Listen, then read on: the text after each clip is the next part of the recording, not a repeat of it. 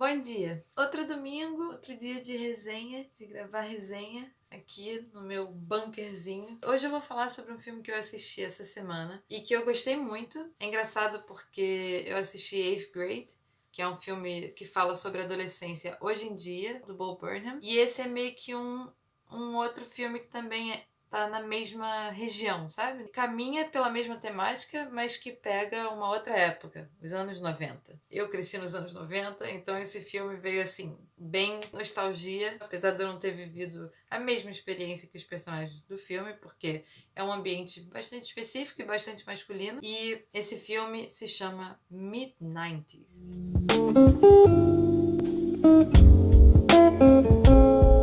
Mid-90s é um filme dirigido pelo Jonah Hill. Então, lembra do Jonah Hill? Aquele ator que fez Superbad, um dos melhores filmes do mundo, que eu quero muito fazer uma resenha sobre, porque eu acho que as pessoas não sabem o quão incrível e maravilhoso esse filme é para a história do cinema. Mas enfim, isso vai ser assunto para uma próxima resenha. O Jonah Hill, que, enfim, ficou inicialmente conhecido pelos papéis dele nos filmes da galera, assim, do Judd Apatow, mas que eventualmente fez filmes com os irmãos Coen, com o Scorsese e uma outra galera. Ele já vinha pensando em fazer um filme há um tempo, em dirigir e escrever um filme dele. Ele só tinha dirigido 2 curtas-metragens. Um é o Sarah Bareilles' Gotta Get Over You, em 2011, e depois foi o Danny Brown Ain't It Funny, em 2017. E finalmente ele resolveu fazer esse longa. Ele estava trabalhando num projeto com Spike Jonze, mas eventualmente isso não deu certo. Mas meu Deus do céu, que coisa maravilhosa seria um filme do Jonah Hill com Spike Jonze, quem sabe no futuro. E ele já tinha dito que ele queria muito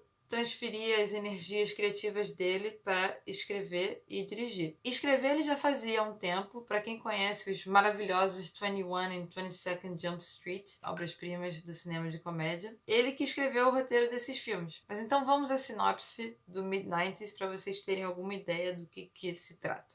Mid-90s fala sobre um menino de 13 anos, então, né, de novo, rola esse paralelo com o Eighth Grade, porque também é sobre um rito de passagem, só que no dela tá focado na convivência dela na escola, enfim, nas ferramentas que ela tem hoje em dia, que seriam as redes sociais e a internet. E no caso desse filme, o Steve, que é interpretado pelo Sunny Suljic, que é um menino super fofinho. Esse menino, o Steve, ele tem um irmão mais velho, interpretado pelo Lucas Hedges. De novo, o Lucas Hedges tá, tipo, em todos os filmes que eu tô assistindo essa semana. E ele é muito bom. De novo, o Lucas Hedges tá incrível. Os dois moram com a mãe, que é uma mãe solteira. A gente não sabe qual é a história do pai. E fica... Eu, particularmente, não entendi direito se ela é uma pessoa muito carente que, eventualmente, fica com muitos homens, ou se ela trabalha como prostituta de vez em quando. Para mim isso não ficou claro, mas também não achei uma coisa importante. O importante é que esse ambiente claramente é uma coisa que incomoda, principalmente o Lucas Hedges, né, que já tá mais velho e que já tem uma consciência maior do que isso significa, enfim. Para ele é uma coisa um pouco mais forte do que pro Steve, que ainda é muito novinho e que vai passar por um processo de amadurecimento durante o filme. O Lucas Hedges, que no filme se chama Ian, que é o irmão mais velho dele, não tem uma relação muito saudável com ele. Eles vivem brigando, ele vive batendo nele. E o Steve é muito solitário. Logo no início, ele vê um grupo de garotos skateando. Eu vou trazer esse verbo aqui hoje. Então, é isso. Ele vê um grupo de meninos skateando e eles têm todo um universo próprio, piadas internas, uma lógica de grupo que ele acha tão interessante porque ele não faz parte de nenhum grupo. E a partir daquele momento ele fica querendo participar. E numa primeira deixa que ele tem de, tipo, buscar água para os meninos, ele faz isso com muita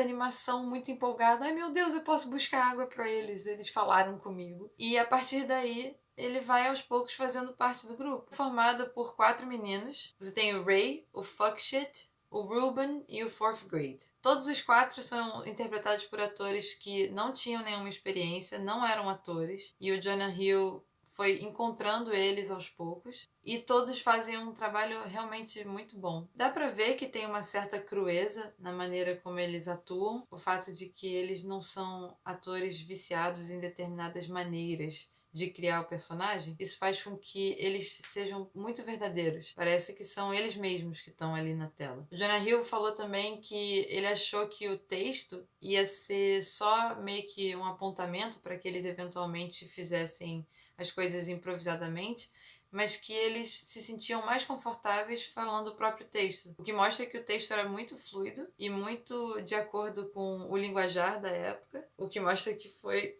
bem escrito, um bom roteiro. E isso é engraçado, porque quando você vê o filme, parece que eles improvisaram, porque é muito fluido o ritmo, é muito natural e é muito crível e parece muito espontâneo. Então essa é a história. O Steve vai aos poucos entrando no grupo e durante esse processo de amadurecimento ele vai passando por sensações de pertencimento, de descobertas, mas também de rebeldia. Para mim, alguns dos trunfos do filme estão na atuação deles. A segunda coisa é a caracterização dos anos 90, que eu, particularmente, que vivi essa época, achei muito realista. E você vê que tem muito das memórias do Jonah Hill. O sentimento daquele universo do skate eu acho que está muito bem representado também. E tudo isso vem não só de um trabalho muito bom de roteiro e de direção de arte e de figurino, como muito da fotografia. O filme foi filmado em Super 16mm.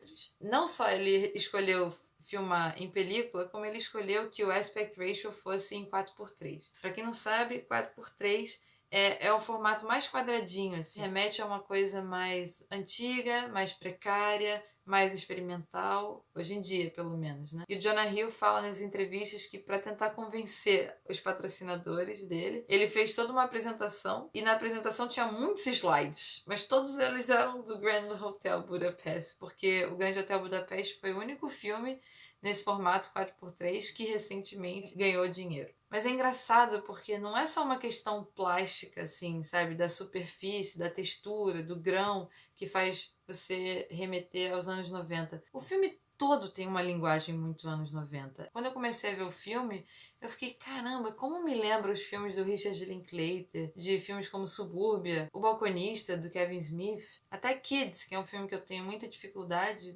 enfim, mas que também é um filme muito característico dessa época. O filme pega o espírito, assim. Gostei de uma coisa que eu li numa crítica, que falava que o filme não tenta recriar os anos 90, mas que ele parece que tá voltando no tempo mesmo. E eu me senti muito assim, realmente. Isso tá na edição, isso tá na maneira que o cara filma, no enquadramento, no movimento de câmera, no tempo de cada cena, no diálogo, tudo. Eu achei realmente impressionante. E finalmente, a outra coisa que eu gostei bastante é o fato de que, apesar do filme tá falando sobre as dificuldades pelas quais esses meninos passam na adolescência. E você vê que eles perpassam uma certa depressão, uma certa frustração e um certo niilismo. Esses personagens, diferentes de muitos daqueles personagens que a gente viu nos anos 90, lutam para sair disso. Ou pelo menos o foco ou a mensagem central do filme não é um elogio a esse niilismo. É mostrar que você pode tentar sair disso e que é bom você tentar sair disso. Mais uma vez, que nem Eighth Grade,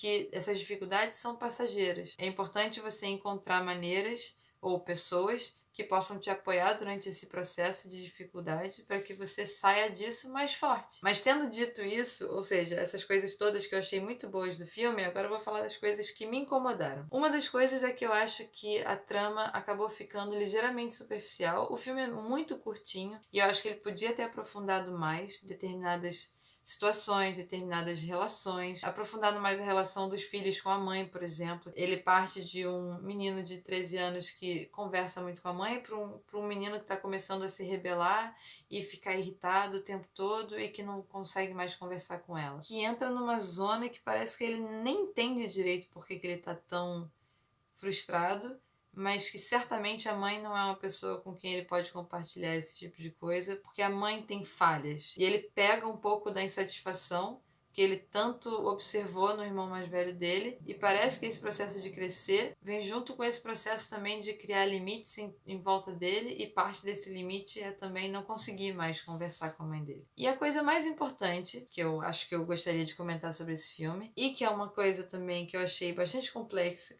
e que é uma coisa que eu achei muito complexa, Ai, meu Deus, complexa não, complexa. E que é uma coisa que eu achei muito complexa e que eu acho que deve ser pensada e refletida e debatida, é o fato de que esses personagens, mesmo que exista uma mensagem geral no filme que leva para o não niilismo, ainda assim eles se comunicam de uma maneira muito agressiva. São personagens que ainda representam muito a masculinidade tóxica, que usam xingamentos, preconceitos, racismos como uma maneira afetiva de se tratar. E não só isso, como também o fato de que o Steve, para passar por esse rito, ele também acaba aderindo a determinados hábitos, como fumar, como beber, se drogar. E eu acho que, por mais que o filme não glamourize isso, ele ainda assim faz com que esses personagens sejam tão amáveis e tão afetuosos e que a mensagem geral seja tanto sobre a amizade deles e o quão importante é aquele núcleo, aquele grupo e a força deles se apoiarem, que parece que tudo aquilo ali é permissível. E isso me incomodou um pouco. Mas, de novo, eu acho que o Jonah Hill conseguiu sair, assim. Ele parece que tá criando esses personagens, que tá rolando um niilismo, que tá rolando uma aceitação disso e também de um modo de vida um pouco meio foda-se tudo, eu vou falar o que eu quiser, eu vou brigar com quem eu quiser, eu vou beber e dane-se, eu vou dirigir drogado, sei lá. Todas essas coisas o filme vai mostrando e tá sempre equilibrando com o fato deles serem muito amáveis e deles, no fundo, serem pessoas muito boas e que estão só passando por dificuldades e sofrendo e que essa é uma válvula de escape. Mas eu queria ter visto mais cenas, talvez, ou um processo maior deles perceberem que, exatamente por eles serem amigos, por eles serem um grupo de confiança, eles não deveriam precisar ir para esse lado, sabe, da agressividade. Eles deveriam poder se mostrar vulneráveis ou frágeis. E o filme, eventualmente, tem uma cena em que isso acontece, mas foi tenso, assim, no início do filme demorou para essa cena chegar e eu fiquei assim, tô gostando, mas assim, não é tranquilo o que eles estão fazendo. De qualquer forma, eu acho muito bom que esse filme traga esse tipo de comportamento à tona pra gente poder também comentar e debater, refletir. E de qualquer forma também eu achei que é um filme bonito, que é um filme bom. Só esperava um pouquinho mais. Eu acho que ele acabou ficando um pouco na superfície de algumas coisas e poderia ter aprofundado mais. E acho também que podia ter sido um pouco mais obviamente crítico em relação a determinadas coisas. Ou que talvez pudesse ter tido um pouquinho mais de espaço para deixar claro